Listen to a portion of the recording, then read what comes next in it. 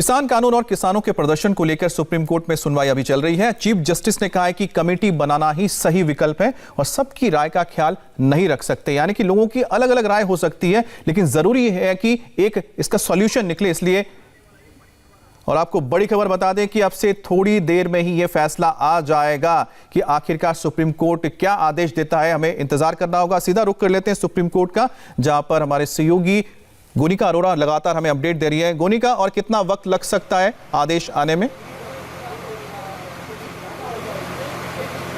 देखिए, कोर्ट ने ये साफ कह दिया है सीजेआई ने कि हम कुछ अब ऑर्डर्स अभी पास करेंगे। हालांकि उससे पहले तमाम जो लॉयर्स हैं जिनकी सुनवाई नहीं हो पाई या दोबारा से अपना सबमिशन रखना चाहते हैं, वो अपनी सबमिशंस फिलहाल दे रहे हैं।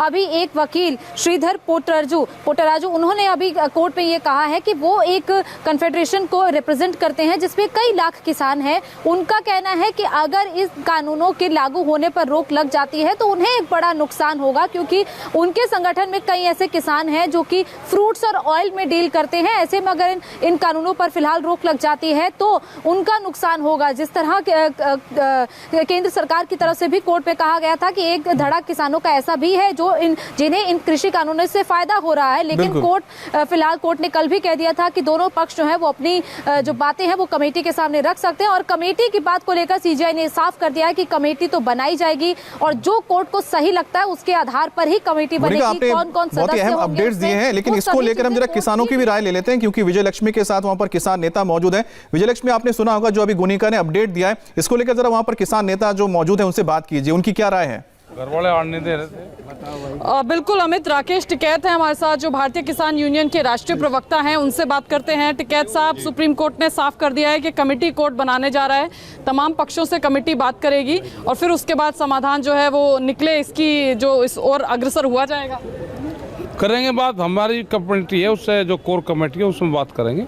अच्छा। और उसके बाद में फिर ऑथेंटिक बयान हम जारी करेंगे। तो कमेटी में जाने के लिए आप पहले कोर कमेटी में डिस्कस करेंगे। कोई ऐसी संभावना भी है कि कमेटी में ना जाने का फैसला आप लोग? अब क्या पता क्या फैसला हो, फैसला तो कमेटी तय करती है ना सर। हमने तो बात ये करी कि बिल वापसी हो। हाँ, बिल वापसी पे है हमारा। लेकिन सुप्रीम कोर्ट तो लगातार ये कह रहा है ना कि हम बिल्स के मेरिट में नहीं जा रहे हैं। मेरिट में ये कमेटी जाएगी कि मेरिट क्या है बिल का, कितने किसान विरोधी हैं, कितने किसान हितैषी हैं ये बिल, ये मेरिट जो है कमेटी देखेगी। तो कम से कम कमेटी को मौका मिलना चाहिए कि हाँ, बात करेंगे, अभी बात करेंगे, शाम तक बता देंगे। तो आपकी कोर कमेटी की बैठक कब तक है? रहेगी, अभी चर्चा कर लेंगे, ये आया होगा रिजल्ट, अब इस पे बैठ कर चर्चा करेंगे और वहाँ तो फिर 15 तारीख में सारे मिलेंगे। हाँ, ये तो फिर सोमवार में है ना हेयरिंग, तो दोबारा मंडे में है। अभी तो कई दिन है, लेकिन अभी तो फैसला आएगा। 26 भी नजदीक। तो सरकार है वहाँ, तो आप मान नहीं रहे हैं। आपने तो साफ कर दिया है, सरकार के साथ इतनी दौर की वार्ता हो गई, लेकिन अब ये सुप्रीम कोर्ट की कमेटी की बात है। वो सरकार की कमेटी अलग है जिससे आपकी बातचीत हो रही है और हर बार आप कमेटी के कितनी कमेटी बनेगी, वो भी तो कमेटी है ना।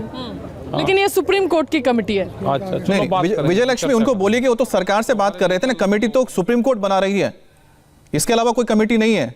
जो कमेटी बन रही है वो सुप्रीम कोर्ट बना रहे हैं। वही वो कह रहे हैं कि एक कमेटी सरकार की बनी हुई है, तो वो भी तो बातचीत कर रही है। हमारे एंकर पूछ रहे हैं स्टूडियो से कि वो सरकार की कमेटी है, ये सुप्रीम कोर्ट अपनी कमेटी बनाने की बात कर रहा है। तो इस पर भी रुख जो है आपका सेम रहेगा या थोड़ा अलग रहेगा? इस कमेटी में भीतर कोई मुद्दे थोड़ा चेंज होते हैं। हाँ, लेकिन लोग चेंज होते हैं ना। वहाँ पे तो सरकार के नुमाइंदे हैं जिन पर आप भरोसा नहीं कर रहे हैं, लेकिन यहाँ सुप्रीम कोर्ट के अपॉइंटेड लोग होंगे जिनको सुप्रीम कोर्ट नियुक्त करेगा, जो तमाम कानून हैं उनके क्या फायदे और नुकसान है किसानों के लिए, वो आपको लगता है निष्पक्ष तरीके से देखेगी ये कमेटी? करेंगे। कमेटी में कौन कौन लोग आवे हैं, कौन कौन होंगे। और 26 जनवरी वाला कार्यक्रम उसका क्या है? उसमें तो चलेंगे, यहाँ को चलेंगे, यहाँ से ऊपर से और दूसरे बड़े रास्तों से। आज ये बात भी कोर्ट में सरकार के वकील की तरफ से कही गई कि 26 जनवरी पे तमाम सिक्योरिटी रिस्ट्रिक्शंस होते हैं। एक पूरा प्रोटोकॉल होता है। ऐसे में आप बार बार कह रहे हैं कि हम अपना ट्रैक्टर लेके जाएंगे, कैसे लेके जाएंगे? पूरी सुरक्षा व्यवस्था होती है। चलेंगे और हम वही तो देखने जा रहे हैं कि तिरंगे झंडे पर कौन वाटर कैनन और डंडे का इस्तेमाल करता है। कोर्ट ने एक बात कही कि यहाँ पर जो कौन रोकेगा। अच्छा, एक बड़ी खबर आ रही है, हम सीधा गोनिका के पास चलते। गोनिका, क्या बड़ी खबर है? देखिए, फिलहाल सॉलिसिटर जनरल अपनी बात कोर्ट में रख रहे हैं। उन्होंने ये कहा है कि दो चीजें वो कोर्ट में रखना चाहते हैं। उनका ये कहना है कि सेक्शन 8 और सेक्शन 15 के तहत जिस तरह किसानों को उसके बिना मिसलीड किया जा रहा है कि उनकी जो एक और बड़ा अपडेट आया है, ऑर्डर जो है वो पास किया जा रहा है और we are going to suspend the implementation of the 3 रोक लगाई जा रही है। तो ये बड़ी खबर आ रही है। ऑर्डर यानी कि कोर्ट ने जो तीनों कृषि कानूनों के जो लागू किए जाने पर फिलहाल कोर्ट ने रोक लगा दी है और एक कमेटी बनाई जाएगी जो कि दोनों पक्षों से बातचीत करेगी और सीजीआई उसका नाम देंगे। ऑर्डर्स आज पास होंगे, ये कोर्ट ने कह दिया है। सीजीआई ने दो चीजें बेहद ही महत्वपूर्ण बात कह दी है कि बेंच ऑर्डर पास कर रहा है और उसमें ये कहा गया है कि एक कमेटी बनाई जाएगी और इसके अलावा उससे पहले जो सबसे बेहद महत्वपूर्ण बात जिसका हिंट कल से ही दिया जा रहा है कि तीनों जो कृषि कानूनों के इम्प्लीमेंटेशन पर सुप्रीम कोर्ट फिलहाल रोक लगा रहा है। कमेटी साथ में एक बना रहा है। कमेटी के जो नाम होंगे उसमें कौन कौन सदस्य होंगे इसके नाम भी सीजीआई देंगे, यानी कि चीफ जस्टिस नाम दिया जाएगा। लेकिन बड़ी खबर इस वक्त यही है जो हमें मिली है सुप्रीम कोर्ट से कि जो तीनों कानून है कृषि कानून, उस पर अभी सुप्रीम कोर्ट ने रोक लगा दी है। विजयलक्ष्मी, एक रिएक्शन जल्दी लीजिए।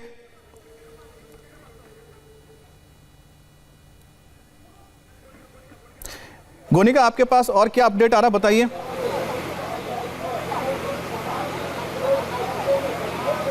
देखिए, बिल्कुल ऑर्डर जो है वो डिटेल्ड ऑर्डर कैसा होगा, डिटेल्ड ऑर्डर में क्या क्या बातें कही हैं, कब तक ये कमेटी काम करेगी, कितने महीने का इस कमेटी को वक्त दिया जाए, इस कमेटी में कौन कौन सदस्य होंगे, ये पूरा डिटेल्ड ऑर्डर जैसे ही लिखित ऑर्डर सामने आएगा उसमें ये तमाम चीजें साफ हो जाएंगी। लेकिन उस ऑर्डर की दो महत्वपूर्ण बातें कोर्ट ने साफ कह दी है। सीजीआई ने ये कह दिया है कि पहली चीज, तीनों कृषि कानूनों के लागू किए जाने पर कोर्ट रोक लगा रहा है। इसके अलावा जो कमेटी है वो बनाई जाएगी और वो कमेटी ही बात करेगी। ऑर्डर जो है वो अभी कुछ ही देर में सामने आ जाएंगे, लेकिन कोर्ट ने ये साफ कर दिया है कि हम जो तीनों कृषि कानूनों के इम्प्लीमेंटेशन पर रोक लगाएंगे, साथ ही साथ एक कमेटी बनाएंगे। वो कमेटी दोनों पक्षों से बातचीत करेगी, क्योंकि कमेटी में कल भी सीजीआई ने कुछ नाम सुझाए थे। जस्टिस लोढ़ा का नाम सुझाया था जो पूर्व सीजीआई है, इसके अलावा एक और जस्टिस का नाम सुझाया था। लेकिन सीजीआई ने कहा था कि हम ऐसे पूर्व जज को इस कमेटी में रखना चाहते हैं जो हिंदी भाषी हो, जो सही तरीके से हिंदी बोल पाए और समझ पाए, ताकि वो किसानों से, सरकार से, सभी पक्षों से बातचीत कर पाए। और ऐसे में अब देखना होगा कि भी आ रहे निकल के होता है। इसके अलावा उस कमेटी में और कौन कौन सदस्य होंगे, कितने सदस्य होंगे, कितना वक्त दिया जाएगा। तो गोनिका, आपका ये कहना है कि इस वक्त तो जो सबसे बड़ी बात यह है कि तीनों कानून पर रोक लगा दी गई है, स्टे लगा दिया गया है, यानी सस्पेंड किया गया है उनको। अब सरकार सुप्रीम कोर्ट कमेटी बनाएगी जो दोनों से बातचीत करेंगी। और इसके साथ ही क्या इसमें जो किसान है उनकी तरफ से भी कोई आपको पता लग रहा है कि किसानों के जो वकील थे उन्होंने क्या इस पर सहमति जताई या क्या वो अपनी कोई बात रखी है कि कमेटी बनने जा रही है? और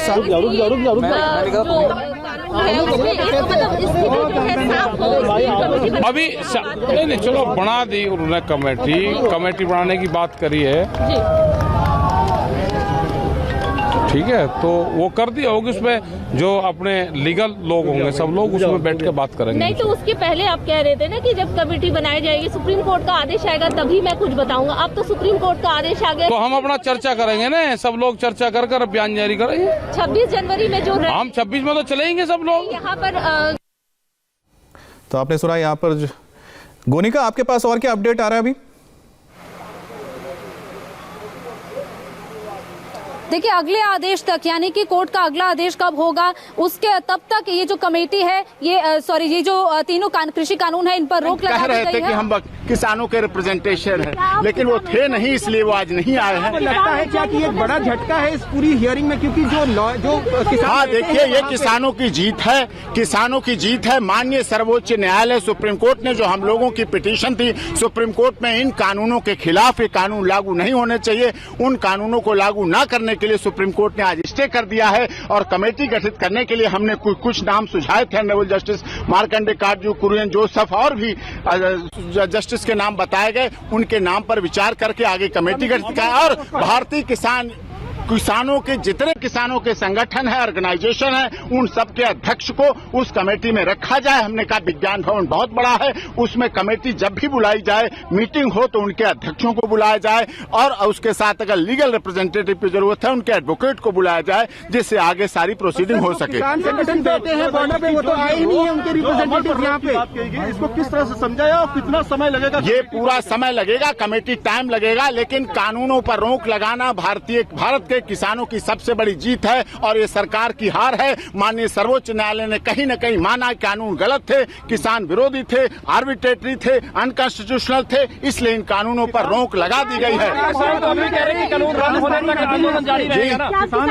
अब हम अपने क्लाइंट से बात करेंगे, किसानों के संगठनों से बात करेंगे, उनसे बात करेंगे, बात करने के बाद आगे हम प्रोसीडिंग देखेंगे। कमेटी बनती है, कमेटी में कौन कौन लोग होते हैं, कमेटी कैसे कैसे ट्रीट करती है। ये केवल दिल्ली के किसानों का नहीं मामला है, ये किसान किसी जाति, क्षेत्र, संप्रदाय और भाषा के नहीं है, ये किसान किसी पॉलिटिकल पार्टी के नहीं है, ये किसान गुवाहाटी से चौपाटी और कन्याकुमारी से तक के किसानों का ये मामला है और उनमें विश्वास की बहुत जरूरत है। हमने माननीय सर्वोच्च न्यायालय कहा कि आप सुप्रीम कोर्ट और किसान संगठन और भारत सरकार ये आपस में किसानों में विश्वास पैदा करे। जब विश्वास पैदा होगा तो आगे प्रोसीडिंग बहुत अच्छी होगी और बहुत 15 तारीख को जो मीटिंग होगी कि क्या नहीं, वो सरकार बताएगी। 15 तारीख को मीटिंग होती है, कमेटी के बारे में क्या करते हैं, सरकार के 8 बार की वार्ता हो चुकी, वो तो फेल रही। अब हमें नए सिरे से सुप्रीम कोर्ट पर हमने भरोसा जताया है देश के किसानों ने, और सुप्रीम कोर्ट ने भी उस भरोसे को कायम रखा है, किसानों के भरोसे को, और उस पर स्टे लगा दिया गया है, जिससे अब सरकार, जैसे मध्य प्रदेश में कहा गया था माननीय मुख्यमंत्री जी ने, हम इन कानूनों को लागू कर रहे हैं। भाजपा शासित राज्यों में ऐसी बात आई थी, लेकिन अब वो पूरी तरह से गलत है और कानूनों पर रोक रहेगी।